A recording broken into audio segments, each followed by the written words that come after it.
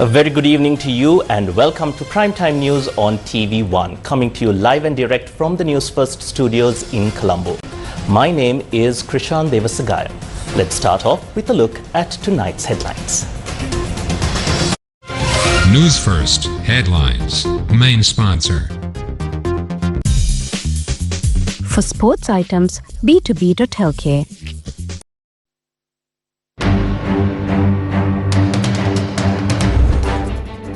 Deputy Secretary General of Parliament Chamminda Kumara Kularatna interdicted for providing false information for appointment. Doctors continue strike today over allowances and other demands. Patients face severe hardships. මෙයාලා මේ මහජන මුදලින් පඩි ගන්න මිනිස්සු එයාලා ජීවත් වෙන අපේ පඩි අපි සීනි කිලෝ එකේ බද්දේ සබන් කෑල්ලේ බද්දේ මේ මිනිස්සු ජීවත් වෙන්නේ අපිට මේ බෙහෙටියක් ගන්න රජයේ තනකට ආවට බෙහෙටියක් ගන්න විදියක් නැහැ. If you continue to play with patients' lives, we will be forced to take action. Deputy Health Minister responds to the GMOA strike. Payment of the 50,000 rupee allowance for disaster-damaged houses 70% complete. New circular issued to provide relief to affected businesses. Standing with those affected by the recent disaster, Gammadda Care and Dare launched in Badulla for 3 days, starting today. Newsfirst headlines. Main sponsor. For garden tools, B2B.lk. And we start off with a look at cricket news. Now, the International Cricket Council has decided to replace Bangladesh with Scotland for the 2026 T20 World Cup. Citing security concerns, Bangladesh recently refused to travel to India for this year's T20 World Cup. They requested the International Cricket Council to allow them to play their World Cup matches in a country outside of India. Several rounds of discussions were held between the Bangladesh Cricket Board and the ICC regarding this matter. On the 21st of January, the ICC issued a statement declaring that there would be no changes to the 2026 T20 World Cup schedule. This decision followed a discussion and a subsequent vote among the members of the ICC board. The tournament would proceed as planned as the ICC confirms that investigations confirmed there were no credible security threats to players, journalists or other stakeholders. The ICC then granted Bangladesh a 24-hour window to announce their final decision.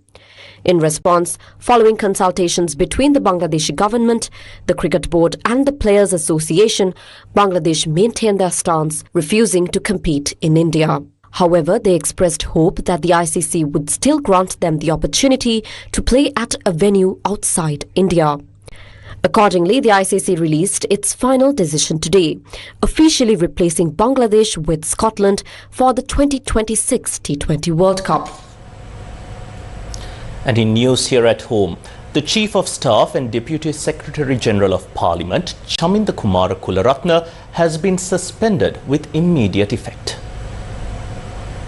The Parliamentary Staff Advisory Council, which convened yesterday, has suspended Chamminda Kumara Kularatna, the Chief of Staff and Deputy Secretary General of Parliament, with immediate effect. He is the second most senior official in Parliament. The decision to suspend him was made after a preliminary investigation revealed that he had provided false information regarding his appointment. Furthermore, the Parliamentary Staff Advisory Council has decided to conduct a formal disciplinary inquiry into the matter. The official representatives of the Advisory Council include the Speaker, the Leader of the House, the Leader of the Opposition, the Minister of Finance or their representative and the Secretary General of Parliament. Before being appointed as the Deputy Secretary General of Parliament in 2023, Chamminda Kularatna held several high-ranking positions, including Secretary to the Chief Government Whip, Additional Secretary to the President, Additional Secretary to the Prime Minister and Additional Secretary to the Leader of the Opposition.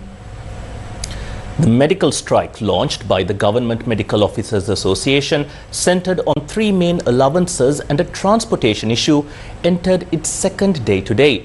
Now, as a result, patients arriving at government hospitals faced severe difficulties today, continuing the trend that we saw yesterday.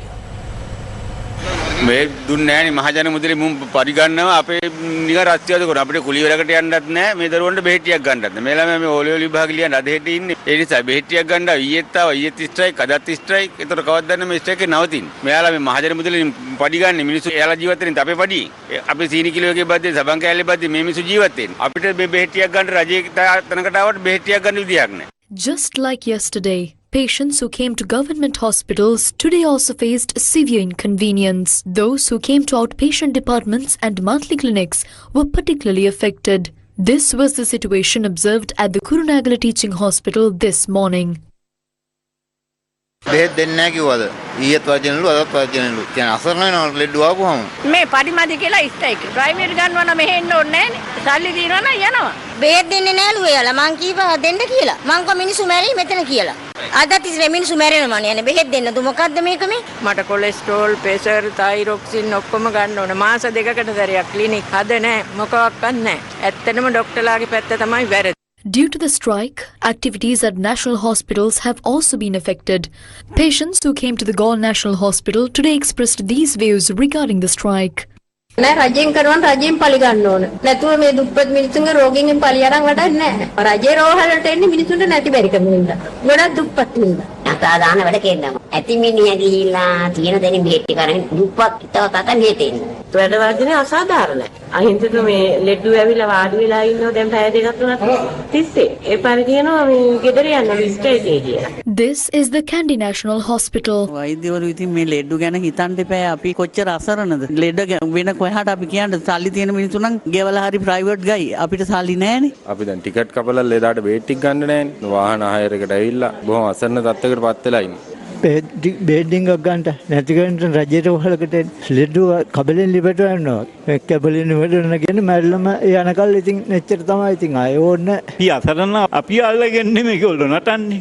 අපි බිල්ලට ගන්න එපා මහත්තයා. Patients who came for surgeries at the Colombo National Hospital also faced severe difficulties. මරාගන්න කිව්කින් මේ operation කරන්න ඉන්න අපි ඉතින් ඒගොල්ලොන්ට බේඩ් ගන්න ආව අපි නිවාරු දාලා ආව ඉතින් ස්ට්‍රයික් මොනා කරන්නද? උන්ගේ මේ අපේ කරුණි. ත්‍රාස් කියද මේ බල්ලා කාලා. ඊයත් ආවා අදත් ආවා නෑ. The medical strike that began yesterday at 8:30 a.m. is continuing for 48 hours. This is the Anuradhapura Hospital. කොල්ලතු පැලේ ඉඳලා ගිහිල්ලා ඒගොල්ලෝ දැන් යන්නේ හොඳ කාර්වලනේ. දුප්පත් අපි දිහා පේන්නේ නෑ. පෞද්ගලික රෝවල හැමදේම වෙලේ පෞද්ගලික රෝවල වැඩ වෙනවා. රජයේ රෝවල වැඩ වෙන්නේ නෑ. සල්ලි වලට යට වෙලා තියෙන ඔක්කොම. බලන්න ඕන ස්පීතාලයකට ඇවිල්ලා දැන් අද බලන්න කී දෙනෙක් හත්තියාද කියලා අපි උදේ 6 ඉඳන් මෙතනනේ.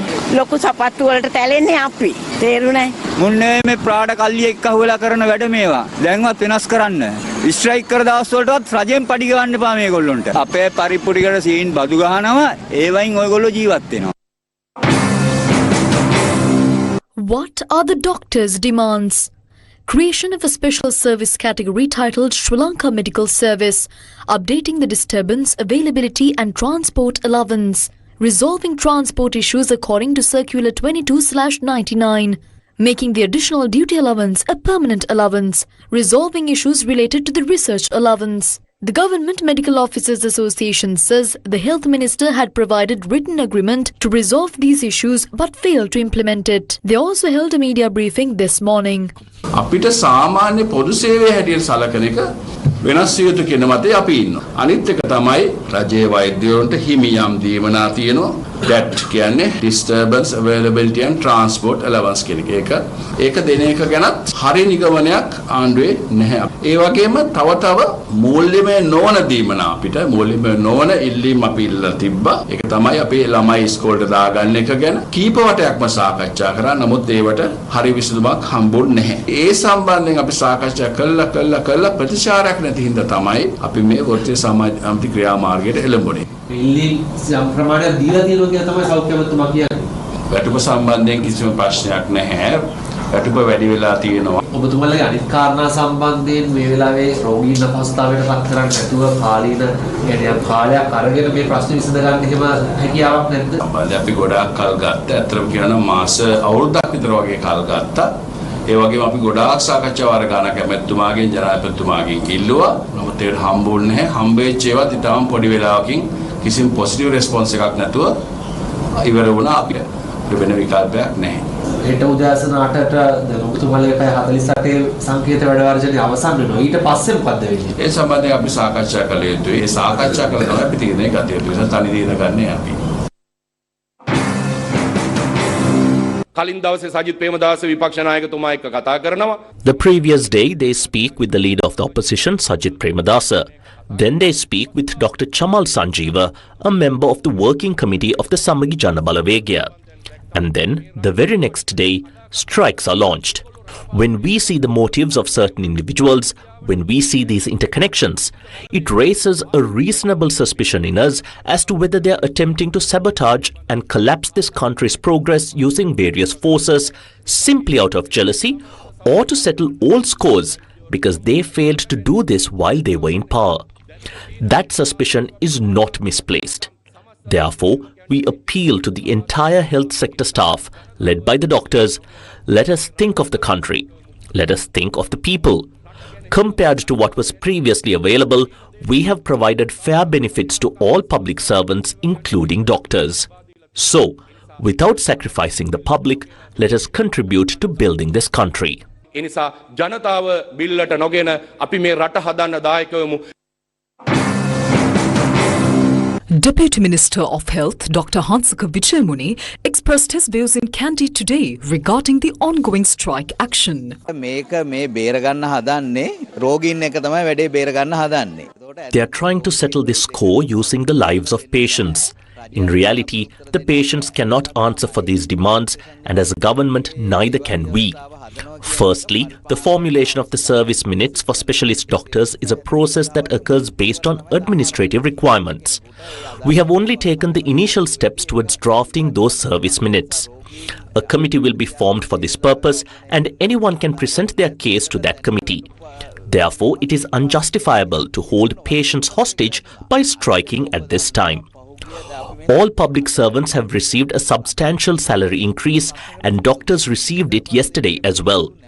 Furthermore, as you are aware, just 8 weeks ago, we faced a severe national crisis. The government has had to allocate an unimaginable large sum of money to resettle and uplift the people affected by that disaster. In such a context, I do not know how ethical it is to demand those same funds, perhaps for personal gain like purchasing a vehicle. Even if we handed over every cent in the country or the central bank, their political agendas would still not be satisfied. Stop playing with people's lives. Those on strike have already taken the maximum possible action. However, as a government, we have not even exercised minimum force or taken the least restrictive measures yet. It would be enough if they kept that in mind. If this game with people's lives continues indefinitely, the government will be compelled to take certain necessary steps. Now, a national program to establish 42 wellness and fitness centers across 21 districts was launched today. These wellness and fitness centers are being established under the government's program titled A Healthy Nation. The objective is to set up 250 new wellness and fitness centers across the entire island this year at a cost of 1,500 million rupees. Under the first phase of this pilot project, 5 wellness centers were established in 2025. The second phase aims to add 42 more centers to the national service network. These centers are set to provide a wide range of primary healthcare services to the public, including screening, treatment and control of non-communicable diseases, early detection of cancer and minor surgical treatments, elderly care, rehabilitation and palliative care, primary eye care, oral health and mental health counseling, nutrition services, alcohol rehabilitation and youth and adolescent care, selected laboratory tests and community empowerment. As part of this initiative, the Horana Kananwila Wellness and Fitness Center was officially vested in the public today.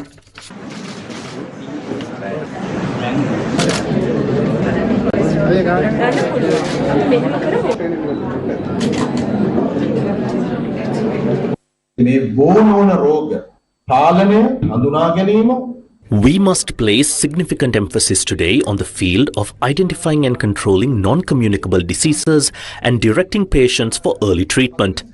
This effort is a step in that direction. Once these 47 centres are fully operational, a population of 247,251 people will be linked to them. Essentially, the staff at these centres will look after these 250,000 citizens. As we launch more centres, we intend to systematically cover the entire country in this manner. Construction for the next phase is set to begin in April and will conclude by October this year. We have set a target to complete 1,000 such centres by 2028. However, our hope is to recruit the necessary nursing staff as quickly as possible and fast-track this process even sooner. Sandhya Eknaligoda, the wife of journalist Prageet Eknaligoda, states that justice must be served for the crime of the disappearance of Prageet Eknaligoda. A silent Adhisthana Puja was held today at the Muttuwal Bhadrakali Amman temple to mark the 16th year since the disappearance of journalist Prageet Eknaligoda. Sandhya Eknaligoda, the wife of Prageet Eknaligoda, and a group of supporters participated in the event.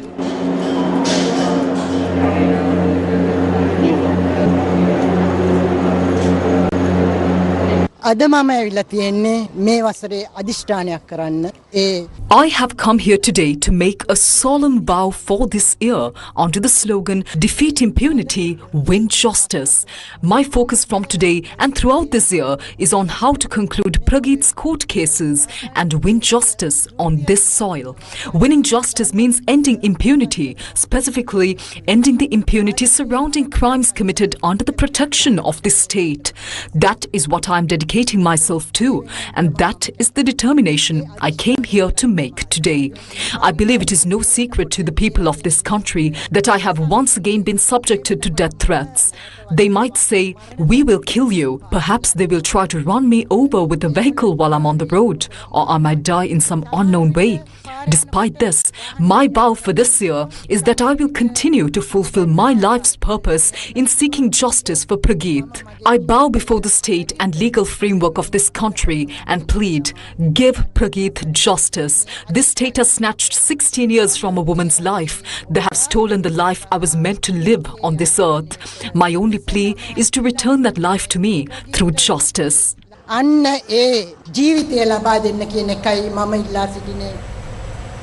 The Grade 6 Parents Collective met with opposition leader Sajith Premadasa yesterday, urging him not to oppose the implementation of the proposed education reforms.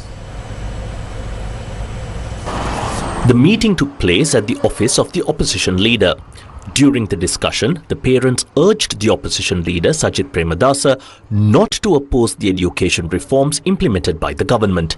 They also handed over a formal memorandum.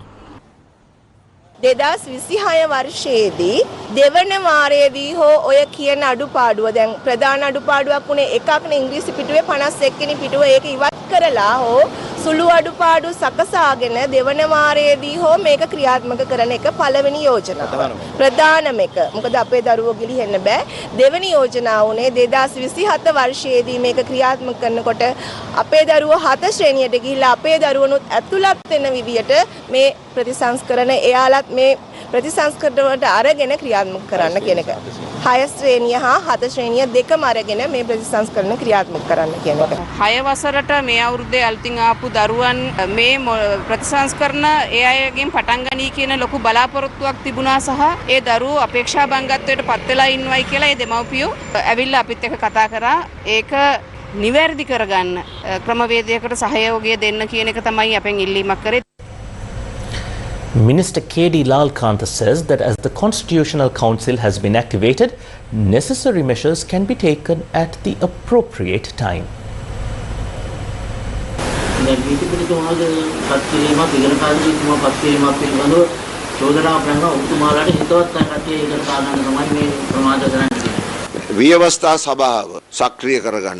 We first need to activate the Constitutional Council. To do that, the necessary appointments to the council itself had to be made. There were some initial issues regarding the nominations submitted for those positions. Now, the Prime Minister and the leader of the opposition have reached an agreement, and those vacancies within the council have been filled. With that completed, we are now in a position to expedite the necessary work. Usually, bankrupt politicians need just a topic to talk about. So, they raise various issues regarding the Auditor General and the Attorney General. We are moving swiftly to take the necessary positive actions regarding those appointments. ඒවා පිළිබඳ අවශ්‍ය වෙන ධනාත්මක ක්‍රියාමාර්ග අපි වේගෙන් ගන්නවා. News first with the people.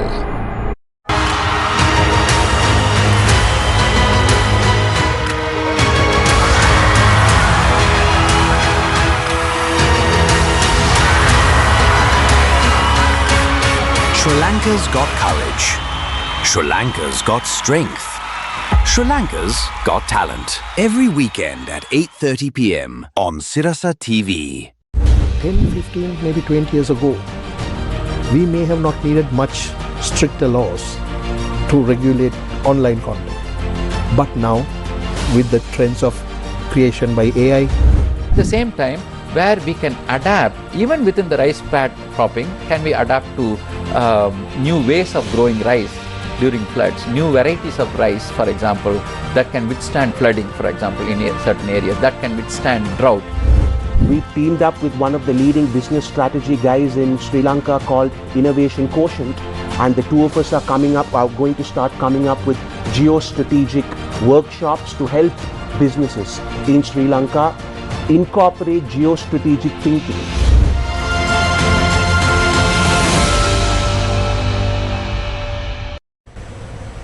Welcome back to the news. The Secretary to the Ministry of Finance has issued a new circular to provide further relief to businesses that were disrupted due to the recent disaster. This comes in addition to the concessions previously granted to businesses affected by such disasters. According to the new circular, a one-time payment of 200,000 rupees will be granted to individual small and micro businesses registered with the Ministry of Industries. This same amount is also applicable to individual small and micro businesses registered as a business entity at divisional secretariats. The circular issued by the Ministry of Finance also provides provisions to pay a one-time allowance of 50,000 rupees for unregistered trade businesses operated within permanent residential buildings. Furthermore, an amount of 50,000 rupees is set to be provided for unregistered manufacturing industries and greenhouses. Provisions are also made through this circular to pay an allowance of 25,000 rupees for temporary businesses that have been disrupted by the disaster, including street hawking and mobile vending. Meanwhile, the 50,000 rupee allowance provided to those affected by the disaster has already been paid to 70% of the recipients. The progress of providing the 25,000 rupee allowance has reached 97% completion. The 15,000 rupee allowance provided to school students of families affected by the disaster has been successfully paid to 73% of the beneficiaries. The President's Media Division announced that the government is working diligently to complete the payment of relevant allowances to the remaining individuals as quickly as possible. The second phase of the LOLC Divisavia You, Me, Our Nation social welfare program was implemented for the 21st consecutive day today, centering on several schools in the Badulla district. The LOLC Divisavia You, Me, Our Nation social welfare program consists of 3 phases. Under the first phase, essential items including dry rations were provided over a period of 10 days to people whose homes were completely destroyed by Cyclone Ditwa. The second phase commenced with the objective of renovating 200 schools that sustained damages. This phase will be implemented over the coming days, centering on 6 districts across 3 provinces. With the contribution of LOLC, the renovation of the sanitation system at the Badulla Gala Uda Vidyalaya and the repair of desks and chairs at the Badulla Memale Vidyalaya, both impacted by the disaster, are currently underway.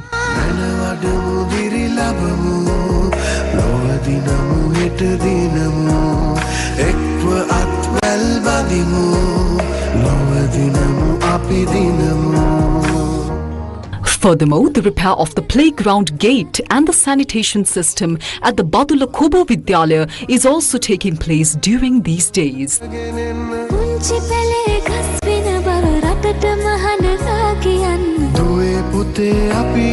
LOLC Divi Savya social welfare program is dedicated solely to the people of Sri Lanka.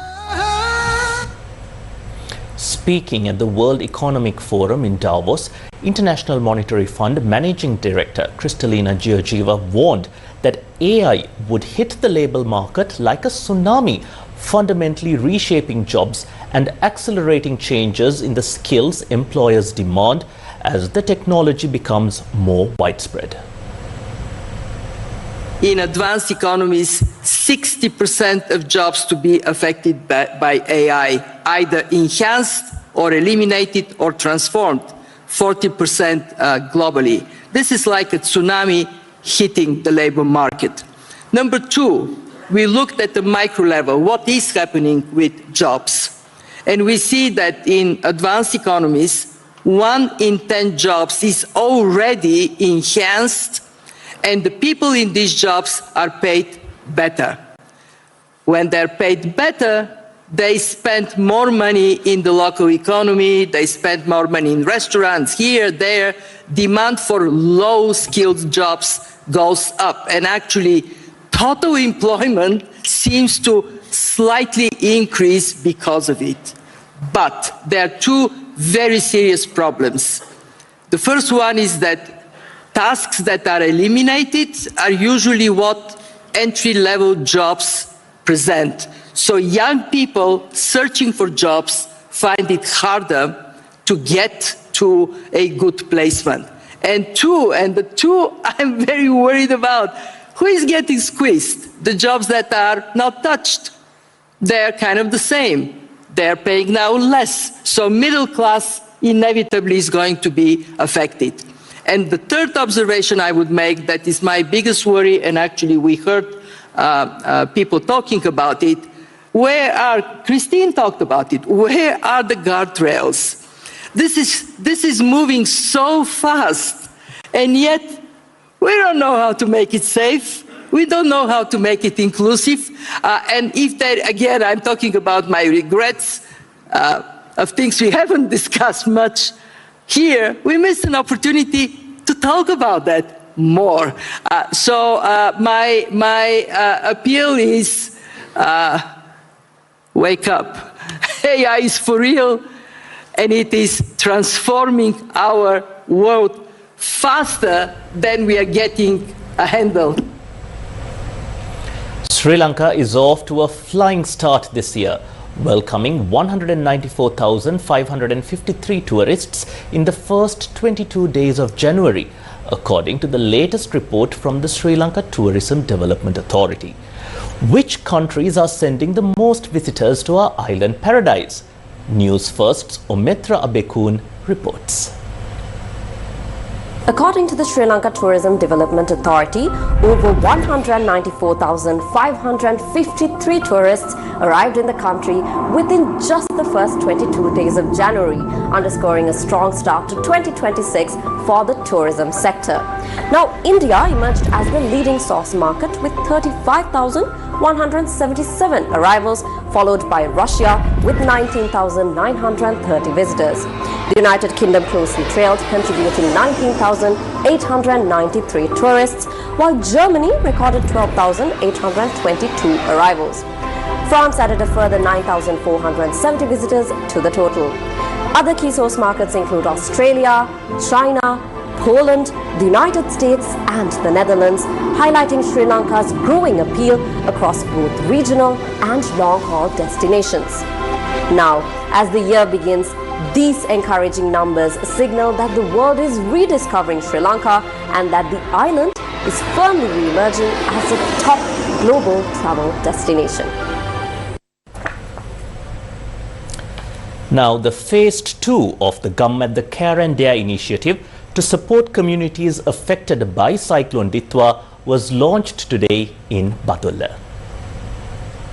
Our motherland, Sri Lanka, is a mesmerizing island with a picturesque coastline unlike any other. As you travel inwards, you are met with the central hills and plains. Our motherland is blessed with hundreds of rivers and waterfalls.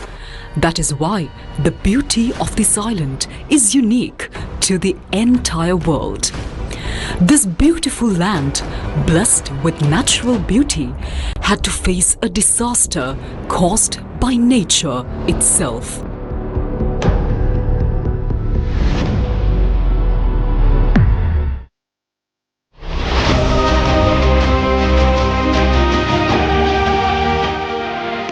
We all started to feel it. It hurt us all equally. Our daily lives were affected. Many livelihoods that had been built with the sweat, blood and tears of our countrymen collapsed in an instant as the flood waters swept them away in seconds.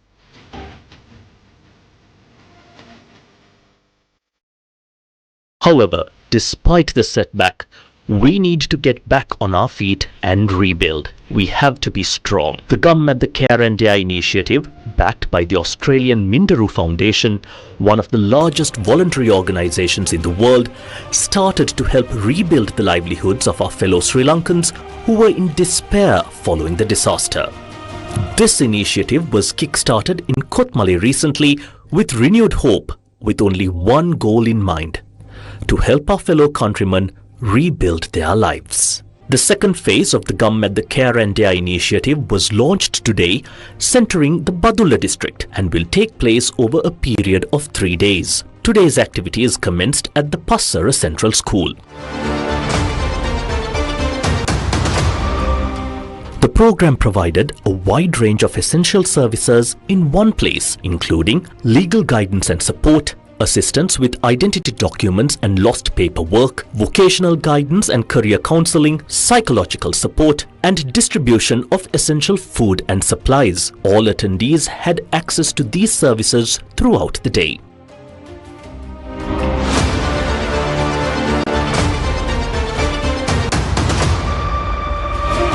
The second phase of the Gammadda Care India initiative was launched under the patronage of a number of dignitaries, including the Chief Executive Officer of MTV Channel Private Limited and Deputy Leader of the Gammadda Movement, Yasarath Kamalsiri, and the Gammadda team, Passara Divisional Secretary Gangani Somavira, Deputy Director of the Badulla Disaster Management Centre, Udaya Kumara, ML Priyantha from the National Apprentice and Industrial Training Authority, and the Principal of the Passara Central College, Chandana Vikramasinghe. How important was the Gammadda Care India initiative to the people of Passara who are trying to rebuild their lives? This was the answer given by the Passara Divisional Secretary. මතකති 2014 මීරි බෙදන ආයනකොට මම ඒ ආශිත රාජකාරී කරා. ඒ අවස්ථාවේදී සිරස මාධ්‍යාලයේ මූලිකත්වයෙන් විශාල වැඩසටහන් ප්‍රමාණයක් කරා. ඒ වගේම ගිය අවුරුද්දේ සුලිකුණාටුවත් එක්ක විශාල පෞල් ප්‍රමාණයකට ද්‍රව්‍යාධාර ලබා දෙන්නත් ලොකු කැපවීමක් කරා. අපි ආපදාවට පත් වුණා. නමුත් ඒ ආපදාවෙන් අපි නැගිටින්න ඕනි. අපි ජනතාවක් රටක් විදිහට අපේ දරුවෝ වෙනුවෙන් ඉදිරියට කටයුතු කරන්න අපේ කැපවීම අපේ දායකත්වය ලබා දෙන්න ඒ අරමුණින් තමයි මම හිතන්නේ ගම්මැද්ද වැඩසටහන සහ මේ වැඩසටහනට මූල්‍ය දායකත්වය ලබා දෙන්නේ ඕස්ට්‍රේලියානු ආයතනයක්. ඉතින් ඒ ආයතනයටත් ස්තුතිවන්ත වෙනවා. අතට පස්සර ප්‍රාදේශීය ලේකම් කොට්ටාශයේ අපේ ආපදාවෙන් පීඩාවට පත්වෙච්ච සියලුම ජනතාවට නැගී සිටින්න ගම්මැද්ද වැඩසටහන ලබා දෙන දායකත්වය ඉතාමත් අගය කරනවා. Care India initiative, as usual, took place across 10 zones today. A health services zone was carried out with the assistance of the Ministry of Health and the Sri Lankan Air Force.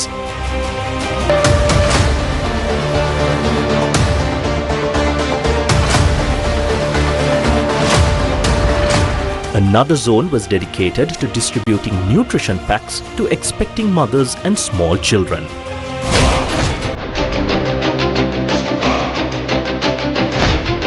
A third zone distributed hygiene products to both men and women alike, while a fourth zone was dedicated to providing dry rations and utensils to those displaced by the recent disaster. Another zone distributed water filters and gas cookers to the most needy.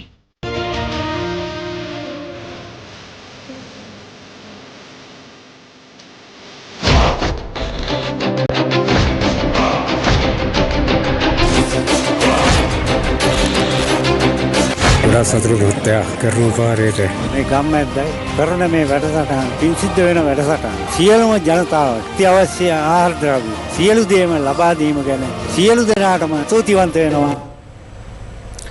In more local news, the third Jaffna International Law Conference commenced today at the Hoover Auditorium of the Faculty of Medicine at the University of Jaffna. The Department of Law at the University of Jaffna, in collaboration with Surana and Surana International Attorneys, organized the Jaffna International Law Conference.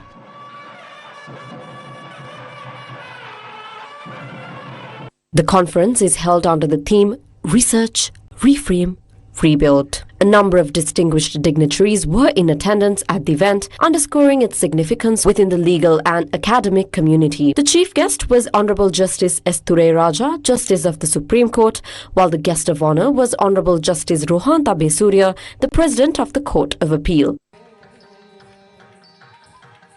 All of you all know that the court systems are now digitized, and all of you all have to be highly qualified.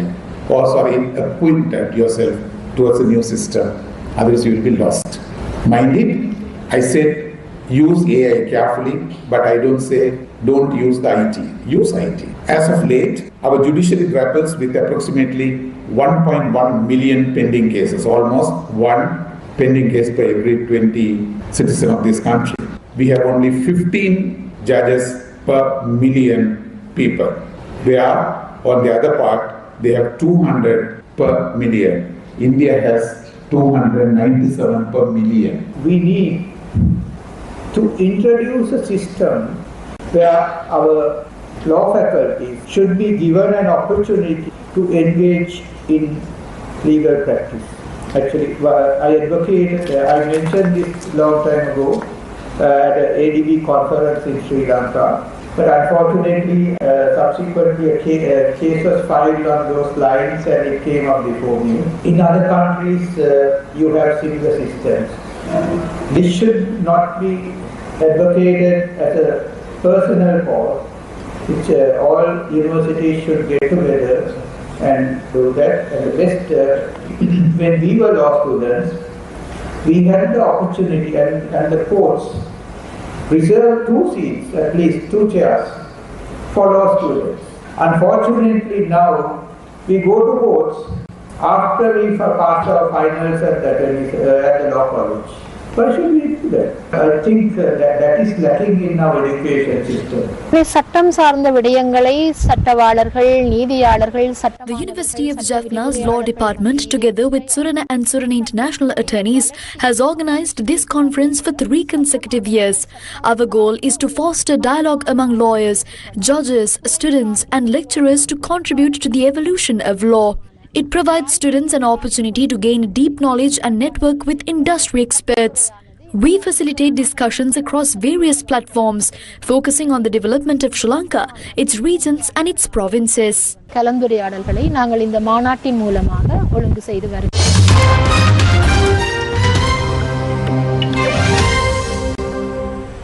At least 7 people have died and more than 80 others are missing after a landslide hit Indonesia's West Java province, officials said.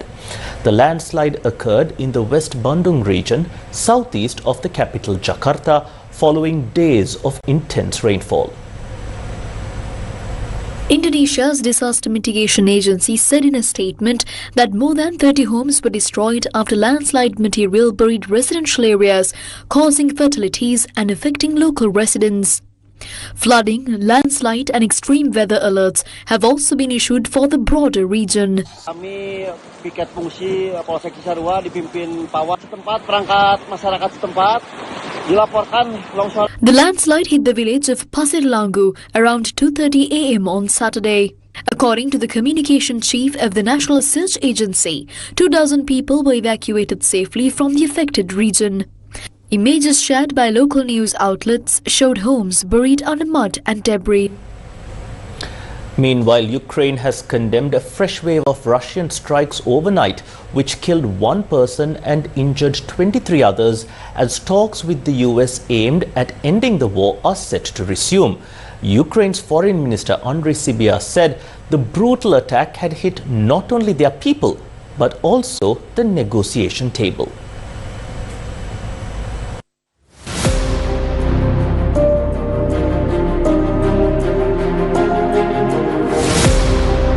Russia launched drone and missile attacks on Ukraine overnight, killing 1 person and injuring 23 others despite taking part in talks with the US aimed at ending the war. The mayor of the Ukrainian capital Kiev said 1 person had died and 4 others had been wounded following a massive enemy attack, while Kharkiv's mayor reported that 19 people had been hurt during a sustained assault on the city. Delegations from Russia, Ukraine and the US have been meeting in Abu Dhabi in the first trilateral talks since the Kremlin launched a full-scale invasion of its neighbor in 2022. Russia occupies roughly 20% of the Ukraine, including parts of the eastern Donbas region. The Kremlin wants Ukraine to hand over large areas of the territory. Ukraine has ruled this out. As the three-way talks in Abu Dhabi enter a second day, Kiev's mayor said on Telegram that 3 of the 4 people who had been injured had been hospitalized. He added that the capital's critical infrastructure had been damaged, which had left 6,000 buildings without heating. Temperatures in the Ukraine are at sub-zero levels,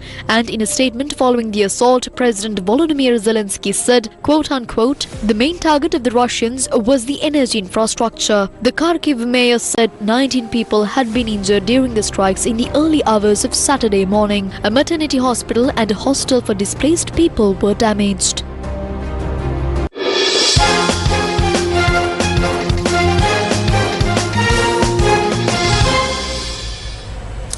And in cricket, the second one-day international between Sri Lanka and England is currently underway at the R. Premadasa Stadium in Colombo.